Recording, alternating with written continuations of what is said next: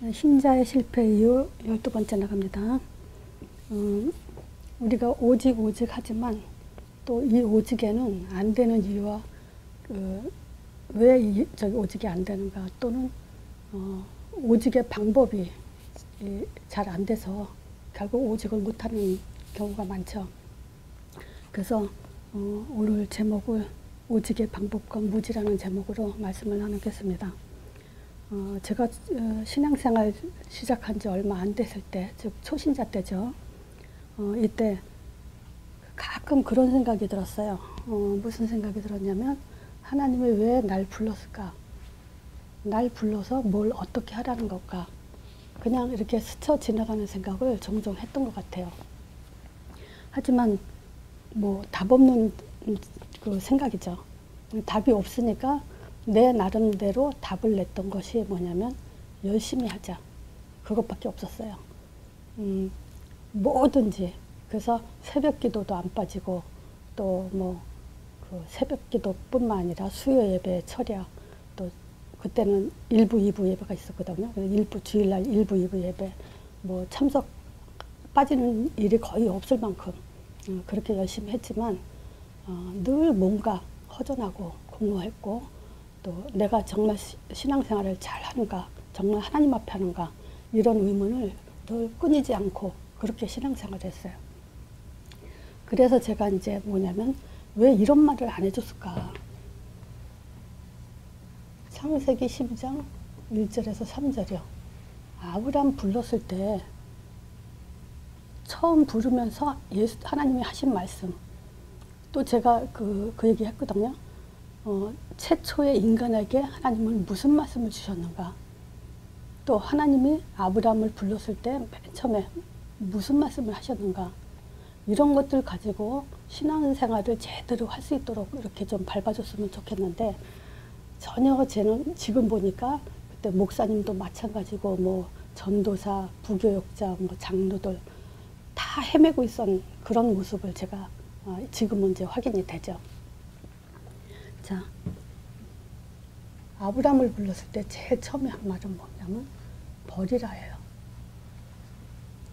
본토 친척 아비집을 떠나라, 즉 버려라 이거죠.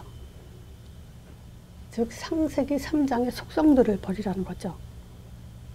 본토는 우상의 그 뿌리를 둔 곳이죠.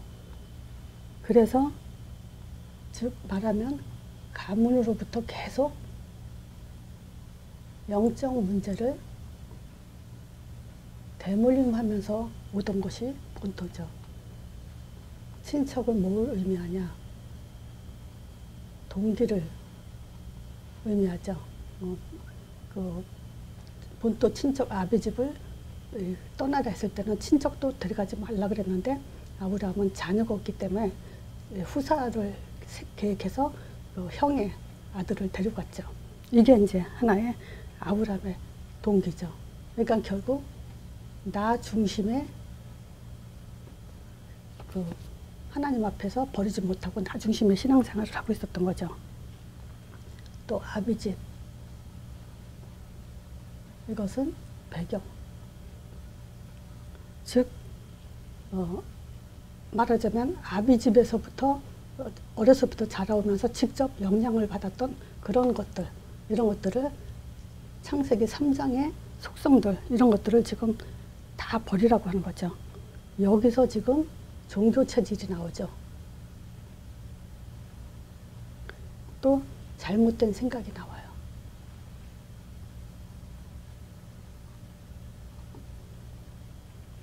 자, 그리고 가라 그랬죠.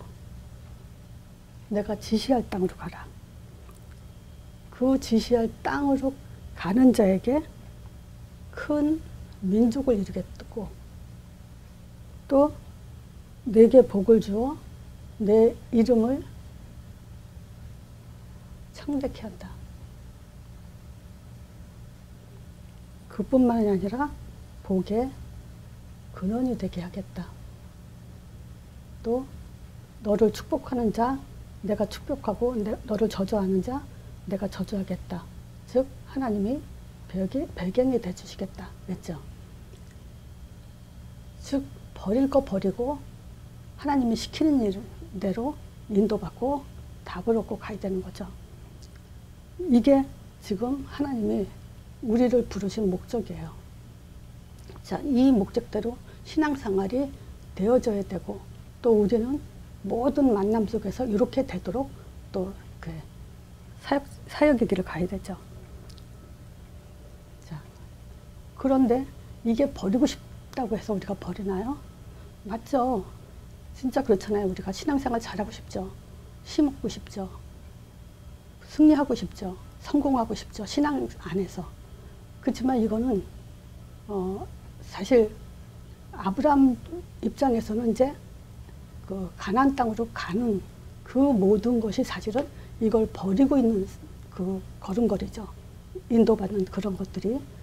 근데 이제 우리는 이 원형을 갖고 얼만큼 원형에 우리가 집중하고 체질이 되냐에 따라서 이런 것들이 버려지게 돼요. 그래서 우리는 이제 만남 속에서 버려라, 하지 마라, 이렇게 해라, 저렇게 해라, 그럴 필요가 없어요. 원형만 계속 얘기해 주면 돼요. 자, 원형에서 우리는 뭘 오늘은 얘기하고 싶으냐면요. 창세기 15장이에요.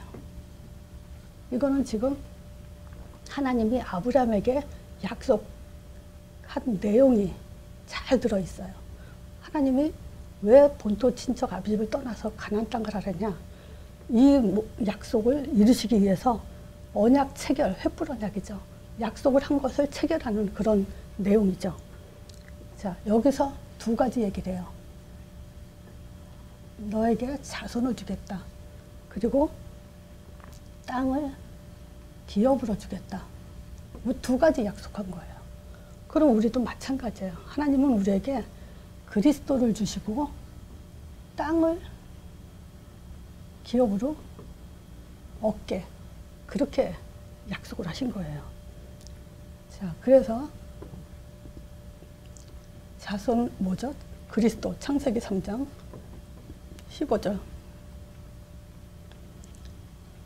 이 자손을 통해서 하나님은 우리에게 한 가지로 모든 인생을 다 끝내셨어요. 자, 여인의 후손, 창세기 3장 15절, 여인의 후손이죠. 하나님의 아들. 그죠?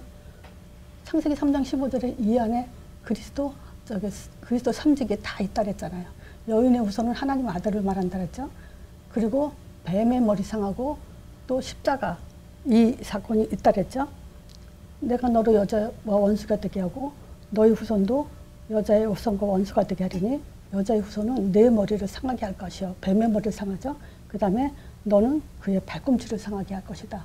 십자가와 부활, 머리를 박살내는 사단의 권세를 깨트리는 사건. 이 그리스도 3직, 그죠? 우리가 그 하나님이 이 아들을 보내주지 않으면요, 절대 우리는 하나님을 알 수가 없어요. 그죠? 뭘 갖고 우리가 하나님을 안다고 그래요? 모든 인간은요, 하나님의 아들 통해서 하나님 존재를 증명하는, 확신하는 그 답을 아들 통해서만 하게 돼 있어요. 누구나 다 십자가 피로 우리는 구원을 받고 부활의 능력을 통해서 우리가 사망 권세를 깨뜨렸다는 그 확인을 할 수 있는 증거예요. 자, 그러면 보세요. 창세기 3장에 우리가 인간 근본 문제가 터졌을 때 하나님이 주신 답이 여인의 후손을 통해서 내 머리를 상하게 할 것이다. 그랬으면 끝난 거예요. 그렇죠? 왜냐? 하나님이 아들을 보내겠다 했던 이 말은 뭐냐면 이제 내가 모든 걸 다 책임지겠다. 이 말이에요. 아들을 통해서 모든 걸 책임지겠다. 어떤 책임이냐면 영원한 구원. 말하자면 사도행전 2장 1절에서 4절 성령 내주. 하나님이 자기 형상대로 인간을 창조하고 함께 영원히 하려고 계획을 하셨는데 선악과 불순종한 선악과 범죄가 터졌죠. 그리고 나서 주신 말씀이 창세기 3장 15절이에요. 그러면 이제 우리는 여인의 후손이 뱀의 머리를 상한다 했을 때는 이제 사도행전 2장의 성령 내주 영원한 구원까지 초점이 딱 와 있어야 돼요. 사도행전 2장까지. 자, 이 성령은 이제 우리에게 어떤 거? 재창조예요.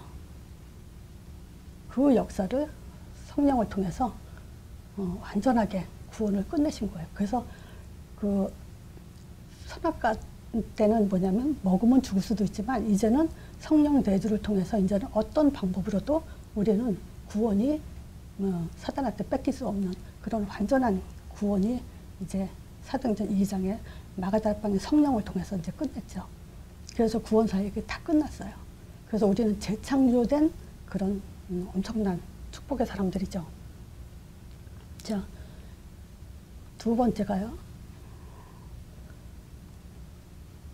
우리는 이제 여인의 후손을 통해서 뭘 볼 수 있냐면요. 출애굽기 3장 18절을 볼 수 있죠. 희생제 드리러 가라 그랬어요. 자, 그러면 이 희생제는요. 십자가의 피를 그림자로 계속 지금 그 메시지를 주고 있죠.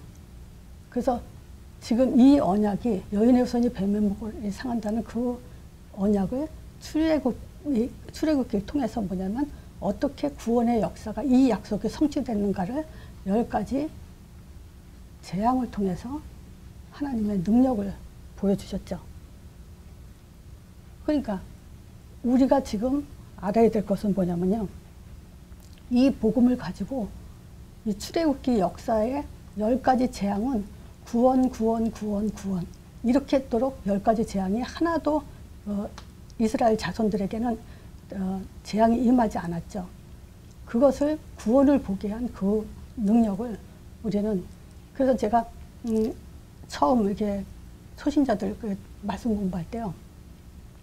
구원을 막연하게 생각하지 마라. 이 10가지 재앙을 성경을 내가 다 찾아서 읽어줍니다. 이렇게 하나님이 우리를 구원했다.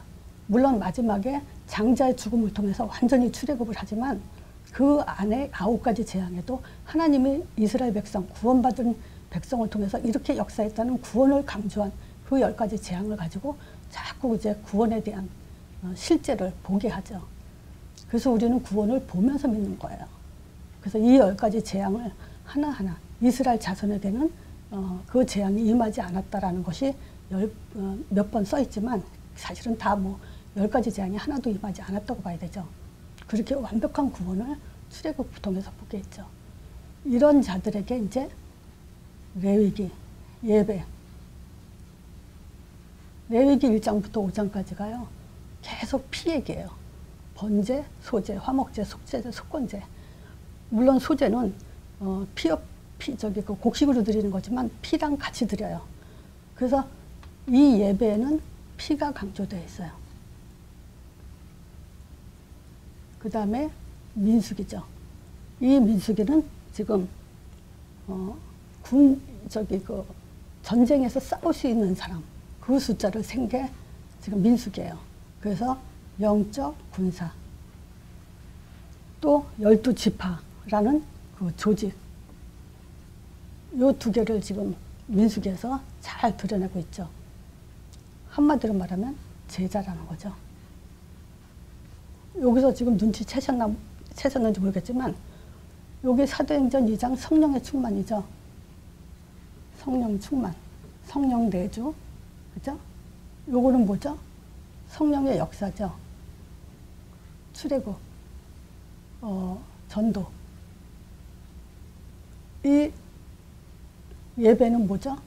말씀 성취죠. 왜 말씀 성취입니까? 모든 인간은 하나님이 자기를 찬송하도록 부르게 불렀다 했죠. 이 백성은 내가 나를 위하여 지었나니 나의 찬송을 부르게 하려 합니다. 그 말씀 성취예요. 그래서 지금 이 제자는 누구냐? 창조를 알고요. 창세기 3장 15절을 알고 출애굽기 비밀을 알고 예배 비밀을 아는 자. 그게 이제 제자예요. 그리고 신명기요. 신명기는 가나안 땅에 들어갈 후대들이죠. 그래서 주역이 될 사람들이죠. 지금 얘네들은 1세대 사람들은 거의 다 죽었죠. 광야에서. 그래서 후대들만 거의 이제 그 가나안 땅에 들어가는데 여호수아하고 갈렙 그 정도만 지금 이제 들어가죠. 가나안 땅에. 그러면 왜 주역이라는 초점을 두냐면요. 그동안 너무 노예 체질로 살았던 사람들은 노예 체질 가지고는 가나안 땅 들어가서 주역으로 못해요. 그래서 이 후대들은 가나안 땅에 들어가서 주역이 되기 위해서 신명기에는 2달을 남겨놓고 이제 설교를 하죠. 모세가. 첫 번째, 뒤를 돌아봐라. 그동안에 왜 니네 후손들이 430년 동안 노예 생활했는지, 왜 광야 40년 동안 고생을 하다가 11일이면 들어갈 그 곳을, 가나안 땅을 40년 동안 왜 광야 생활을 했는지, 이런 것들에 대해서 지금 그 이유, 뒤를 돌아봐라. 그리고 앞을 내다봐라. 앞이 아니라 위를 봐라. 자, 위는 뭡니까? 신명기에는 규례와 법도, 즉 규례 법 뭐냐면 하나님의 말씀. 지금 말하자면 하나님을 보라죠. 말씀을 바라봐라. 그리고 악을 버려라. 그리고 사랑과 질서를 지켜라. 그리고 앞을 내다봐라. 이 앞은 뭐냐? 신명기에 그 앞을 내다보다의 키는 뭐냐면 28장이에요. 신명기에서. 여기서는 불순종과 순종에 대한 얘기를 아주 자세히 써놨어요. 그러니까 미래는 순종으로만 갈 수 있는 곳이다. 반드시 미래를 갈 사람은 하나님한테 순종해야만 갈 수 있는 곳이 지금 너희들이 할 일이다. 자, 이 창세기 3장 15절 그걸 하나 가지고요. 창세기, 출애굽기, 레위기, 민수기, 신명기 이곳이 자손을 얻는 바로 답이에요. 자, 말하자면 지금 버려라 하는 것을 요거를 계속하면 버려지죠. 버리려고 마음 먹고 버린다 그러면 버려지는 게 아니에요. 원형에 계속 꽂혀 있게 되면 버려지게 되죠. 우리가 새 집을 새 아파트로 이사 간다는 걸 안다면 헌집이 별로 거기에 이제 매달리게 되지 않죠. 자, 그리고 땅을 기업으로 간다는 게 가나안 땅이죠. 자, 이 가나안 땅은요, 여호수아 1장에 보면 이미 줬다 그랬어요. 자, 내가 너에게 다 주었다.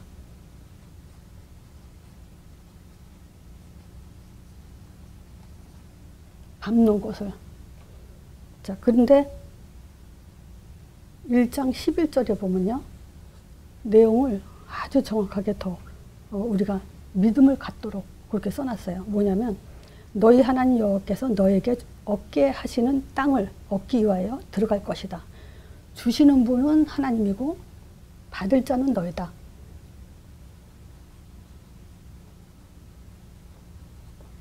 이렇게 있어요. 반드시 하나님이 주시는 거예요. 우리는 그 믿음을 가져야 돼요. 누가? 가나안 땅은요, 지금 그 여호수아 1장에 보면요, 여기에 1장 8절에 율법서를 주야로 묵상하라 그래요. 요게 가나안 땅 들어갈 자가 뭐냐면 모세 오경을 가진 자가 들어가는 거예요. 모세 오경을 가진 자가 안식하는 그 땅 안에, 가나안 땅 안에 들어갈 수 있어요. 근데 들어가서도 모세에게 뭐라고 얘기했냐면요, 너희는 마음을 강하게 하고 극히 담대해서 나의 종 모세가 내게 명한 율법을 다 지켜 행하고 자로나 우로나 치우치지 마라. 그러면서 8절에 그래요. 이 율법 책을 내 입에서 떠나지 말게 하며 주야로 묵상하여 그 가운데 기록한 대로 다 지켜 행하라 그래요. 그리하면 다 행하라. 그래야만 평탄하게 될 것이다. 또 네가 형통할 것이다. 자, 평안한 삶, 형통한 삶을 우리가 언제 살 수 있냐? 모세오경 가지 않으면요, 절대 우리는 행복할 수도 없고 보장받을 수가 없어요.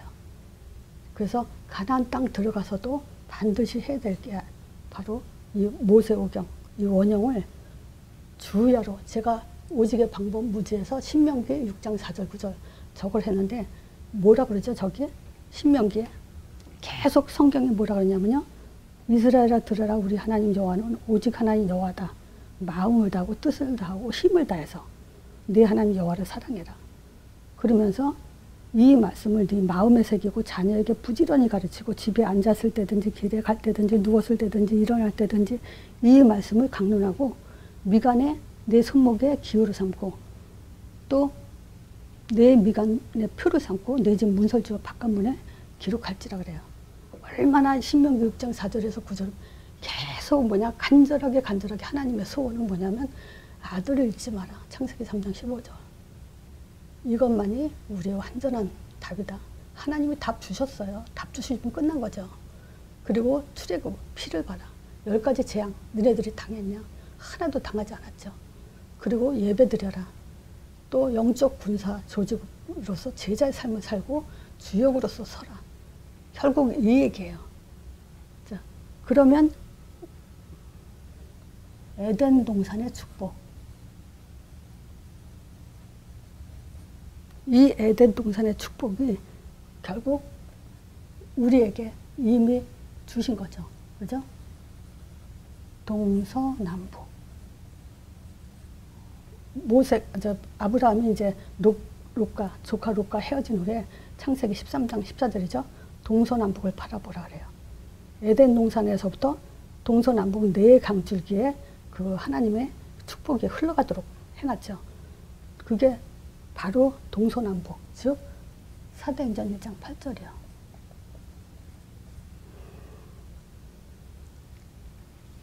자, 아브라함은요, 한마디로 하나님이 뭐라 했냐? 이 땅의 모든 족속이 너를 인하여 복을 받을 것이다 그랬어요. 창세기 12장 3절이죠. 그럼 뭐냐? 이 아브라함을 통해서 하나님은 이 땅에 축복의 통로로 삼겠다는 거예요. 하나님의 형상인 우리가 바로 이 땅에 축복의 통로로 쓰임받는 존재예요. 그래서 하나님이 이 제자들에게 집중할 수밖에 없죠.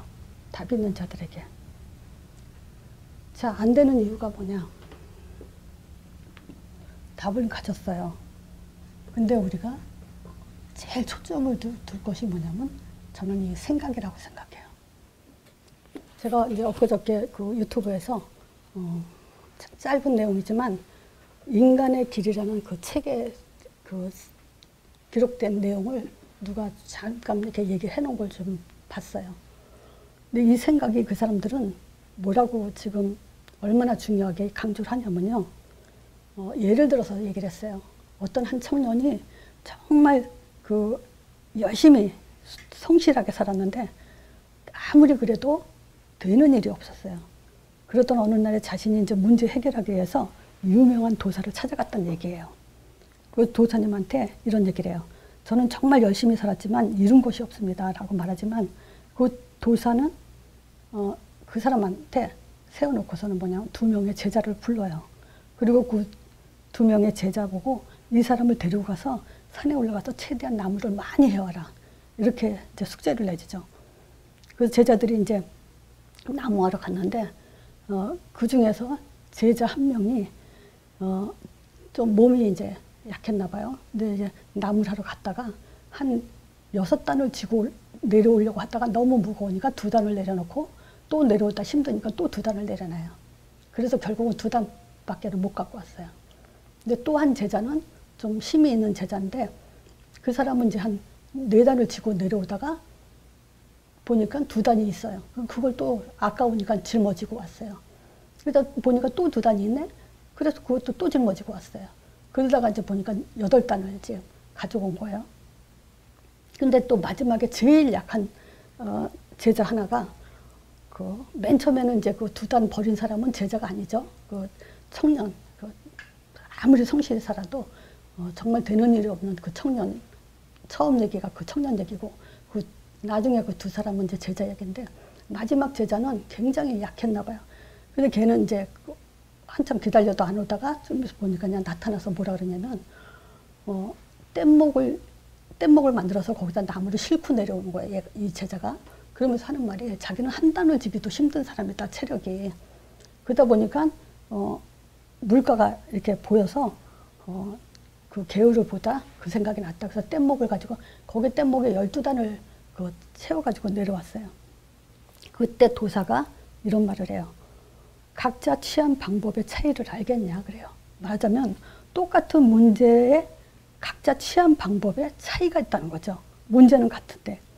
그러면서 도사가 하는 말이, 문제를 규정하는 법에 따라 답이 달라진다. 잘못된 방법으로는 100번 풀어도 100번 잘못된 답이 나온다. 그래서 노력보다는 방법이 중요하다. 모든 성공에는 방법이 있고, 그 방법은 생각의 길에서 나온다. 생각의 길이라는 말을 해요. 그러면서 생각이 달라지면 내가 달라지고, 내가 달라지면 세상이 다르게 보인다. 또 세상이 다르게 보이면 인생의 길이 달라진다. 그런 말을 하면서 사로라는 말을 해요. 이게 아마 사마천이라는 사람은 이 사로라는 단어를 얘기했는데, 이 사로라는 말에 대해서 이렇게 얘기를 해요. 단순한 생각이라는 의미가 아니고 길이 있는 생각을 말한다. 그러니까 우리가 생각을 해도 길이 있는 생각을 하는 사람과 그냥 생각하는 사람하고는 다르죠. 즉 생각의 길이 달라지면 내가 달라지고, 내가 달라지면 세상이 달라지고, 세상이 달라지면 나아가서 미래가 달라진다. 여기서 내가 조금 내용을 고쳤어요. 상처, 편견, 오만, 착각, 오해로 그 어떤 문제도 제대로 풀 수 없다. 그렇게 이런 내용을 썼어요. 그래서 불신자들도 이 생각의 길이 얼마나 중요한 것에 대해서 강조를 하고 있다는 얘기를 하고 싶은 거예요. 그런데 제가 여기서 더 말하는 건 뭐냐면요. 우리는 답을 찾기 위해서 길을 찾는 게 아니죠. 그렇죠? 이 사람들은 답을 찾기 위해서 길을 찾는 거예요. 우리는 답을 가졌어요. 그죠? 완벽한 답이죠. 그래서 우리는 답이 분명히 하나이기 때문에 내 인생을 지배하도록 선택하는 데 내 생각에 집중해야 된다. 말하자면 내 생각은 어떤 문제에 닥쳤을 때 선택의 기로에 쓰죠. 우리는. 그래서 어떤 그 사람은 그런 말 하죠. 우리는 날마다 선택하는 사람이다. 선택하는 삶을 살고 있다. 이런 말을 하죠. 그 선택은 어디에 있습니까? 이 생각에 있죠. 자, 그렇기 때문에 이 생각을 우리가 자세히 보면요. 영향을 받았죠. 어디에 영향을 받느냐면요. 모든 인간은 상처를 받고 자라죠. 환경에 의해서 영향을 받죠. 또 교육에도, 친구 통해서도 우리는 많은 영향을 받죠.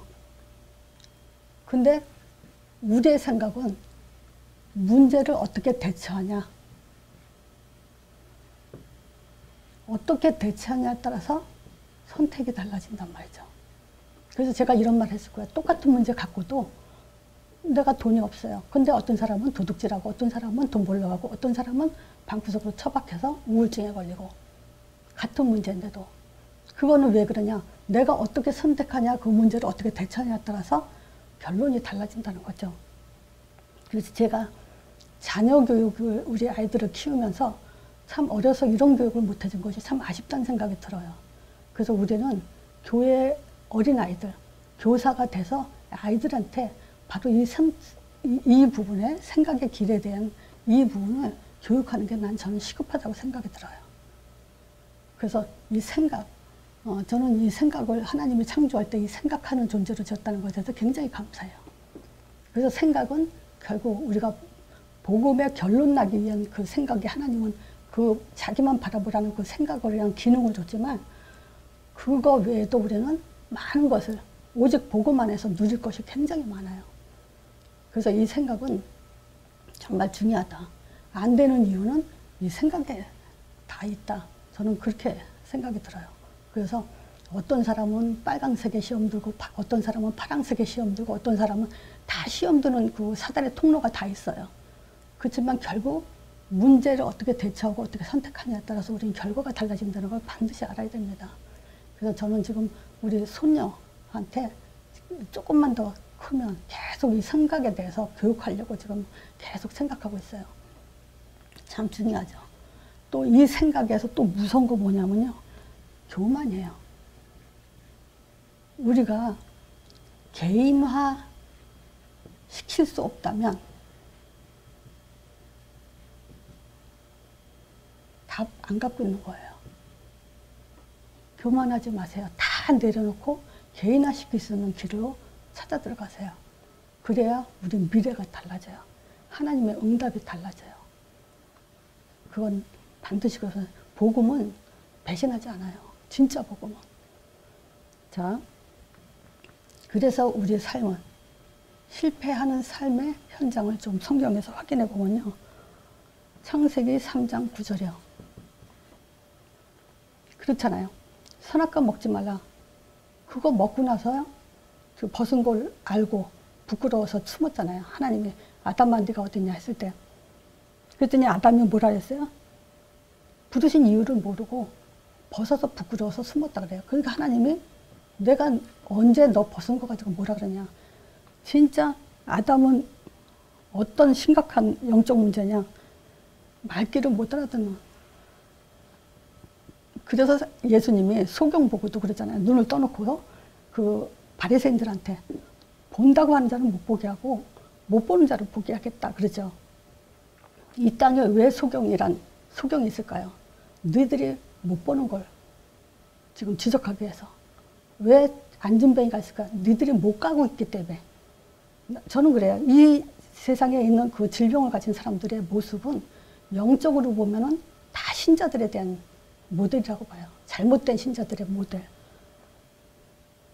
자, 이뿐만이 아니고 창세기 4장이요.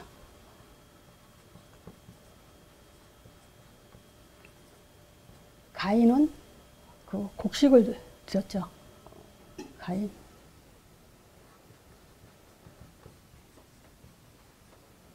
자, 이건 뭐냐? 하나님이 원하는 예배가 아니에요. 우리는 뭐든지 믿음도 하나님이 원하는 믿음을 믿고 예배도 하나님이 원하는 예배를 드려야 되죠. 아벨은요. 양의 피로 예배를 드려서 하나님 받으셨어요. 성경에 분명히 그렇게 나와요. 히브리서 4장 11장 4절에 나오죠. 아벨은 그 예물을 보고 하나님이 인정했다고, 믿음이라고 인정했다고. 곡식은 믿음이 아니에요. 양의 피가 믿음이죠. 이때는요. 고기 먹는 시절이 아닌데도 아벨은 양을 잡아서 피로 하나님께 예배드렸어요. 창세기 9장이 돼야나 그때 비로소 하나님이 고기를 먹으라 그래요. 그 아벨은 왜 양을 먹지도 못하는 양을 잡아서 피로 하나님께 드렸을까요?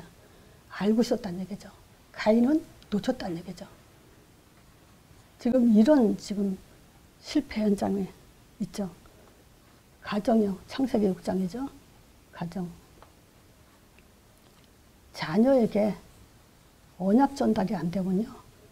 지금 네피림 시대가 오죠. 창세기 11장이요. 바벨탑이요. 성공하려고 길을 쓰지만 무너지는 그런 그 현장이죠. 이것뿐만이 아니죠. 세상은 사도행전 13장, 16장, 19장 바울이 가는 곳마다 저 많은 여종, 귀신 들린 자, 그죠? 유대인이지만 점하는 사람들, 그 결국 악기 들린 자한테 부끄러움 당해서 쫓겨나가죠. 13장에는 그 16장하고 잠깐 헷갈리는데 어쨌든 지금 여기에 뭐냐? 귀신, 저만은 그 바예수, 박수, 무당 이런 것이 현장에 있다는 것이 나와 있죠. 결국 삶은 실패되게 돼 있어요. 우리가 뭐 때문에 이 원형, 복음이 없으면요. 분명히 하나님이 나를 창조한 창세기에 언약을 놓치면 안 되고요.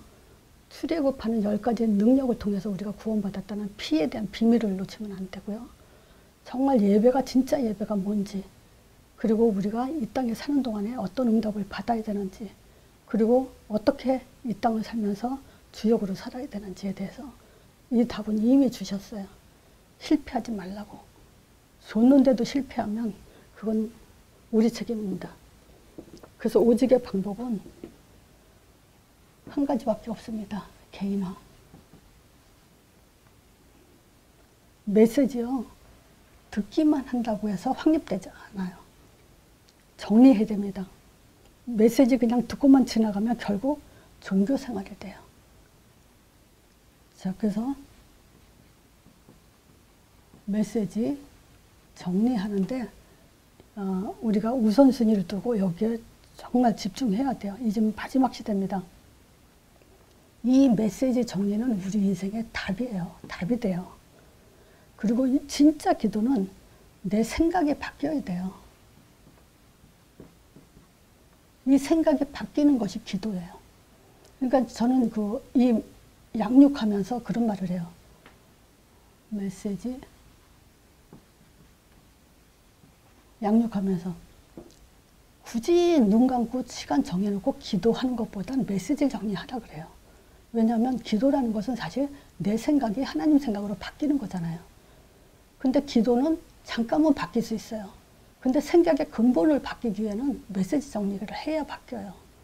그래서 메시지 정리되는 게 오히려 기도예요. 그래서 메시지 듣는 그 자체가 기도예요. 그래서 생각이 바뀌는 게 기도고, 진짜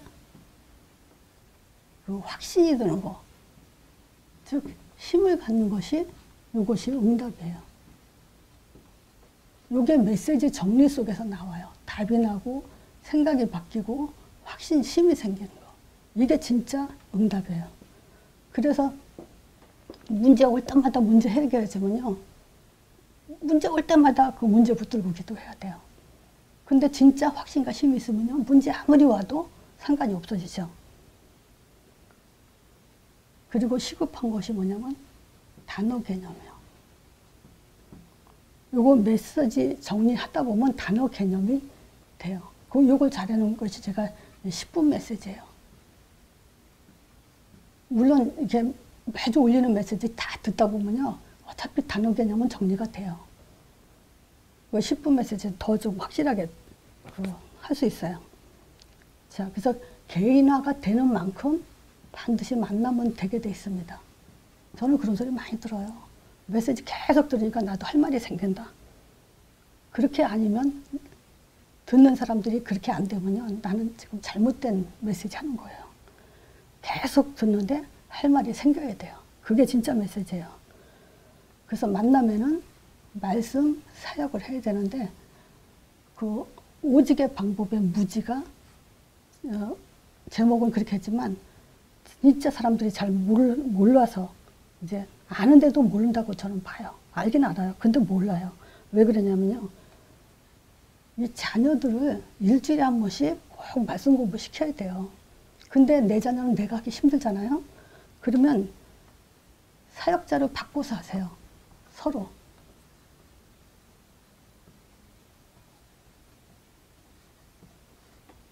내 자녀는 다른 사역자가 오게 하고, 나는 또 그분의 자녀에게 사역자를 바꿔서, 그래야 이제 뭐냐면 지속이 돼요. 그리고 교회 안에 딱 한 명이든 두 명이든 팀을 만들어서 돌아가면서 말씀을 이렇게 메시지 통하는 사람들끼리 메시지를 이렇게 매주 정리되는 걸로 이렇게 좀 뭐랄까 포럼을 한다랄까, 그런 걸 좀 하셔야 돼요.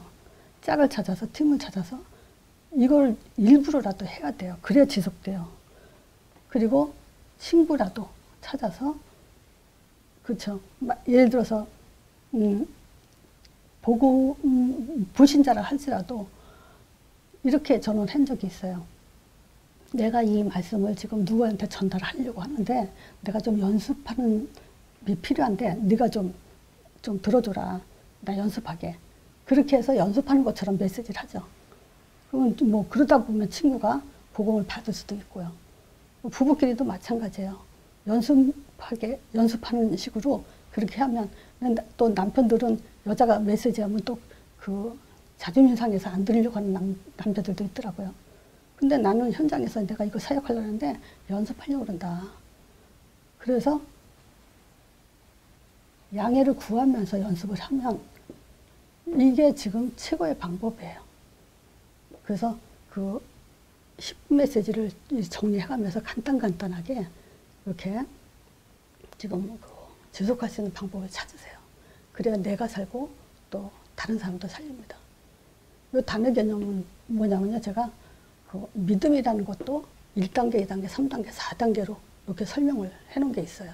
10분 메시지에. 그래서 그런 것들을 지금 어떤 사람한테 어떻게 적용할 것인가 하다 보면요. 나오게 돼 있어요.